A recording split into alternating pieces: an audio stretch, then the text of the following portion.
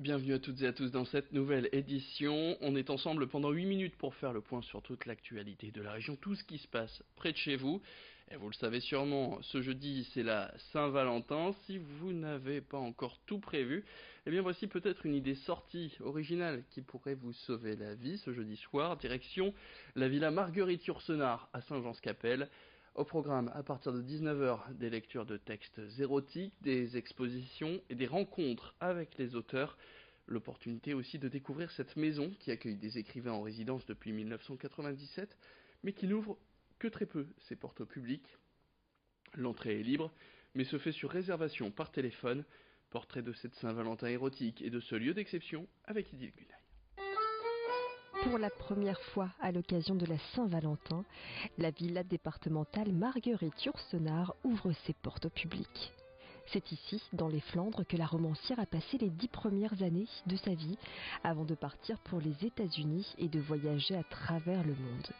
Aujourd'hui, la villa est devenue un lieu d'écriture. Cette résidence d'écrivain est située sur le lieu d'enfance de Marguerite Yourcenar, le Mont-Noir, le parc du Mont-Noir, qui est aussi un parc départemental aujourd'hui, et sur lequel elle a fait ses premiers pas.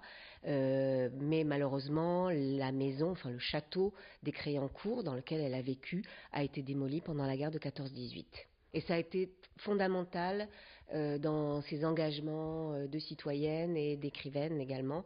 Tous les chemins qui mènent jusqu'à Saint-Jean-Scapelle, Bailleul, ça a été un lieu très important pour elle. C'est donc dans cette résidence d'écrivains que les amoureux vont pouvoir profiter d'une Saint-Valentin littéraire et sensuelle. La soirée s'organise autour d'une rencontre spéciale de Laure Anders, qui a été une écrivaine qui est venue en résidence à la Villa en 2017 et qui se trouve être aussi une plasticienne très passionnée de photographie, de montage.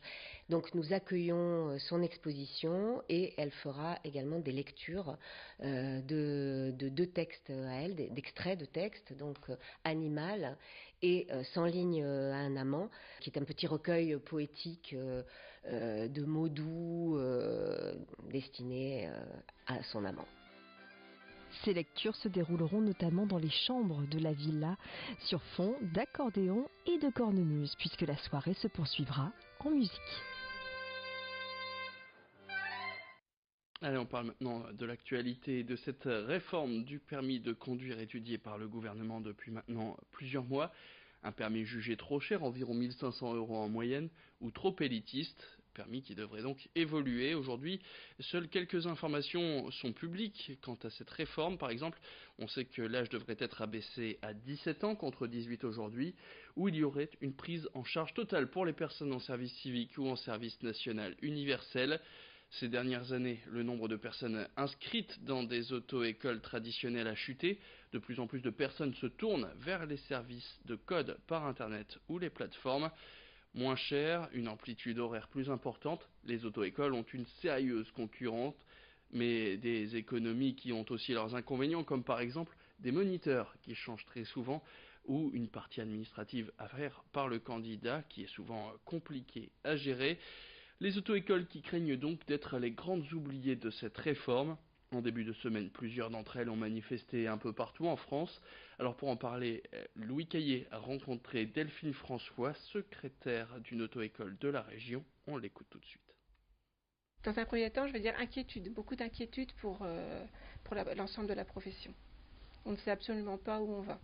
Alors l'abaissement de l'âge minimal, a priori, on n'a pas assez de recul pour savoir si ce sera positif ou négatif. Par contre, le code passé dans le cadre du service civique, on ne sait pas non plus du tout comment ça va être mis en place. On voit simplement le problème pointé avec des établissements qui vont peut-être devoir se séparer de salariés.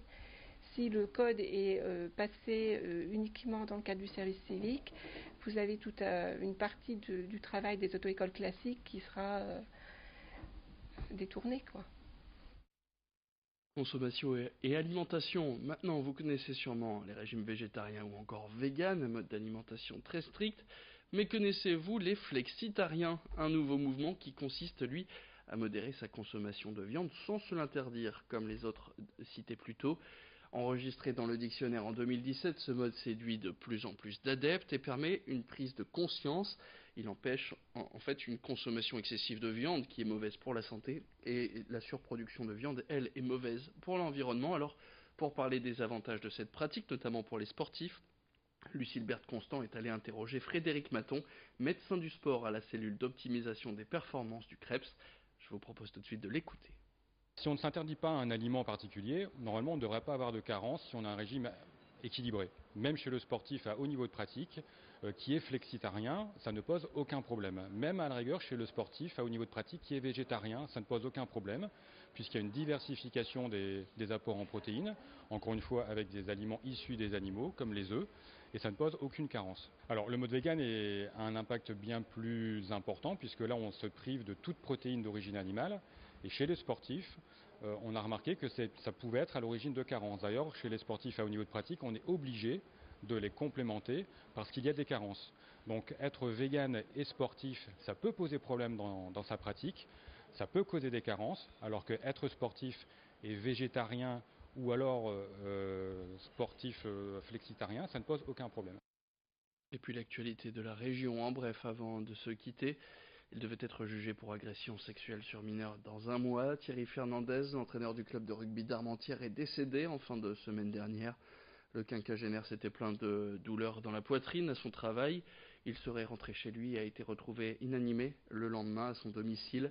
Son avocate évoque un nordiste très stressé à l'approche de l'échéance.